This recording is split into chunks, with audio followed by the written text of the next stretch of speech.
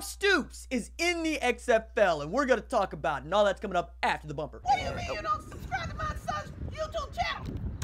Mama, no! Just snap the damn ball, RJ. What's up, kid folk? It's RJ Young. I am not on a step mill. Consider hitting the like and subscribe button because I upload a video every single day. It's always OU related, college football related, sports related. We have a good time, and today we're going to talk about Bob Stoops, who has just been named the head coach and general manager for the XFL's Dallas franchise. For those of you that don't know, the XFL was announced again in January 2018 that it would start its season in 2020, and this year it is announcing its head coaches and trying to put together everything that is involved in launching a professional football franchise. And its marquee hire to date is former University of Oklahoma head coach Bob Stoops, who, by the way, look real good in the goatee. I like what you're doing there, Bob. Don't cut that, Bob. Grow that out, Bob. I like the blue tie, Bob. Bob, I'm here for it.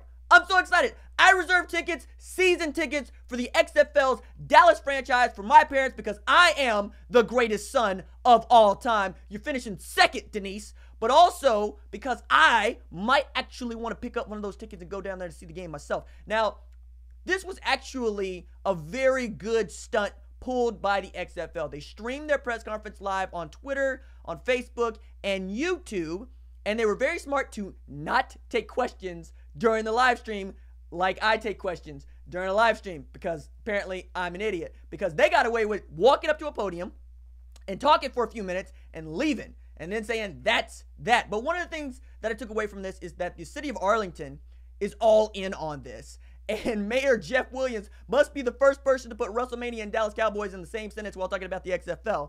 And then you gave it to Oliver Luck, who is fast becoming the face of the XFL, which is smart because Vince McMahon being the face of the XFL the first time ain't go so bad. Matter of fact, things don't go bad. They make a 30 for 30 about it. Don't want another 30 for 30 made about the XFL.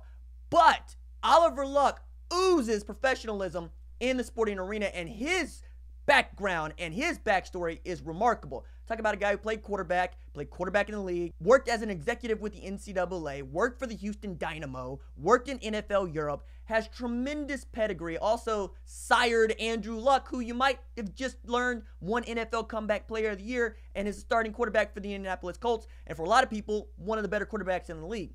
But I think putting Oliver Luck, who is the CEO and commissioner of the XFL, front and center, and then addressing some questions about what they're doing, like they said they're going to come out with their rule book and finalize it late this summer. So that's a bit of news. Oliver Luck also said they're going to have a draft, a supplemental draft, and tryouts. Like, I really wanted to break this pool stick and just throw it on the ground and say, make it fast. You should do that because this is the XFL. That's the other thing. You can actually do that because they had the scramble. So what I'm really interested to see is how much of the XFL is operating like a minor league football franchise and like pro wrestling. Now, everything around it says pro wrestling, from the music that they use during the live streams to the XFL logo, which is iconic, to the way that Vince McMahon talks about the XFL. But are you trying to be more like the Alliance of American Football, which wants to operate like a minor league football franchise with guys like Bill Polian and Dick Ebersol's kid, Charlie, running the thing?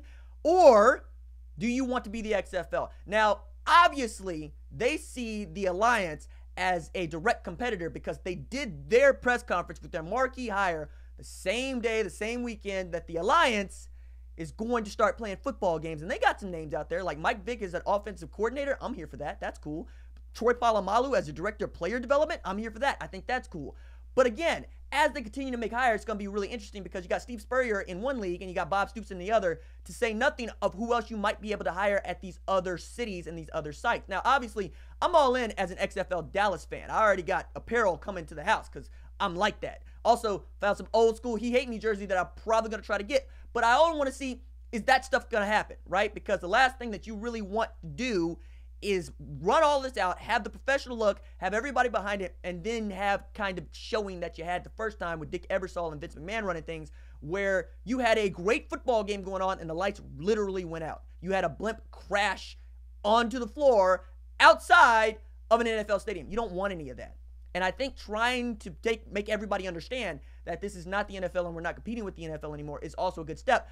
But I'm also curious about the rules for drafting talent, because Oliver Luck went out of his way to say, look, we're going to pull from college and we're going to pull from high school. Junior college is included in all of those. But also, could you, for instance, go get a Trevor Lawrence? Could you draft him? I mean, sure, you could draft him, but would he come? Could it be a Steve Young situation like with the USFL where you're trying to pay this man all sorts of money to try to forego the NFL? I don't think so. I don't think that's what they're going to try to do. I think what they're going to try to do is basically get all the guys that didn't quite make it. If you got cut by the practice squad by the New England Patriots, you're probably a starter in the XFL, and that's exactly the kind of guy Bob Stoops said that he was going to try to go get. And he talked a little bit about why he was so interested in taking the job when initially he said, no, I don't think that's for me, because he obviously wanted some time to himself.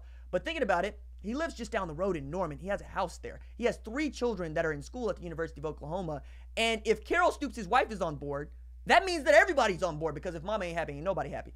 But I can honestly see Bob Stoops having a good time as a general manager and head coach. But I also want to see what it's like for him to be a director player personnel, which is not unlike what it is in college, right? We talk about this with Nick Saban moving up and how you can't coach grown men because they get paid more than you. That ain't going to be the case at the XFL. I'm pretty certain that Bob Stoops is going to get paid more than any player, and they're probably going to want to do and say whatever it is he wants them to do and say. That said, I'm really interested to see the first time that Bob Stoops clashes with a guy that worked at 7-Eleven the night before and knows that this is his last opportunity to play football. Is he willing to listen to what Bob has to say? Also, it's going to be interesting to who he hires as his coordinators and assistants, because a lot of those guys have big jobs at big-time college football programs and in the NFL. So I'm going to be interested to see what grad assistants, really, he goes and get. Could Chip Viney be his defensive coordinator? Be his secondary coach? Maybe. These are the kind of things that makes this really fun to talk about, speculate, and why I, for one, am going to keep following this, probably make a bunch of videos about it because I'm all in on it. Yes, I will talk more about the Alliance, but I'm not really into all the straight-laced stuff. I'm into the XFL. I grew up a pro wrestling fan. The Rock is where I live and breathe, okay? That is my spirit animal. I learned how to do pro wrestling from The Rock. I came up when it was the WWF. I came up during WCW. You've seen me with an NWO shirt. I'm going to have a good time with this, and I hope you will too. All right, that's it for me. Deuces.